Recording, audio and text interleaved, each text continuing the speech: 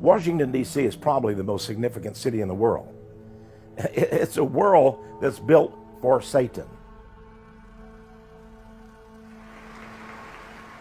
We see a wonderful historic day for the nation, and the Freemasons of the United States of America are most privileged and happy to be able to participate in this momentous event.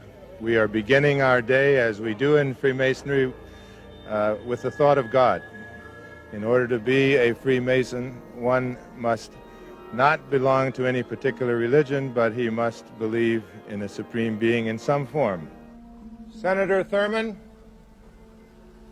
members of Congress, most worshipful Grand Masters, my brother Masons, and my fellow Americans. Today is a most sacred and special occasion for all of us. 200 years ago, beneath this hallowed sanctuary, the Capitol cornerstone was laid by President and then Grand Master of Freemasons, George Washington. The inauguration of George Washington had taken place on April 30th of that year. On the Bible, which is here this morning through the courtesy of St. John's Lodge number 1. This is the same Bible upon which Presidents Clinton, Bush, Carter, and George Washington were inaugurated president. The story of how Washington, D.C. came to be is very interesting. Washington, D.C. was originally farmland. This was chosen, of course, by Jefferson and Washington and others to be the site of the new capital of the United States. But Thomas Jefferson knew that this great city needed a full-time architect. He would be the one who watched over it, but he obtained the services of a man from France, a Freemason named Pierre Lafont. Pierre Lafont was a man who knew the Masonic occult world. He knew what he was designated to do. He sought to build a city which was shaped in the form of a pentagram. The first time I heard that, you know what I did? I went on Google Earth. Because I don't just believe everything I hear. I went on Google Earth. I didn't even look at a map. I looked at Google Earth and just zoomed in with a satellite image on that, and I said, there it is. I mean, you'd have to be blind not to see it. I was thinking like, okay, how am I going to find it? And there was just, it's right there. You can't miss it.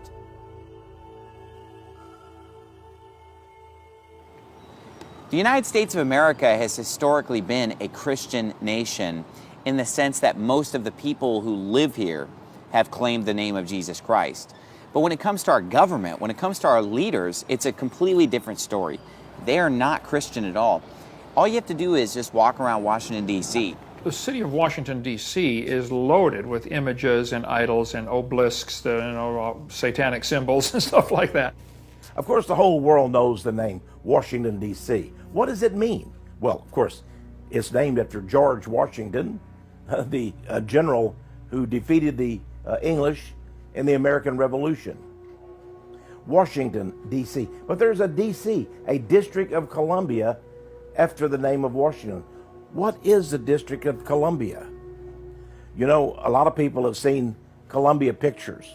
They see the logo when the woman comes out, and the beautiful woman, and she's holding a great flame in her hand, or a great light, the great torch, the torch of knowledge, of light, because Satan comes as an angel of light.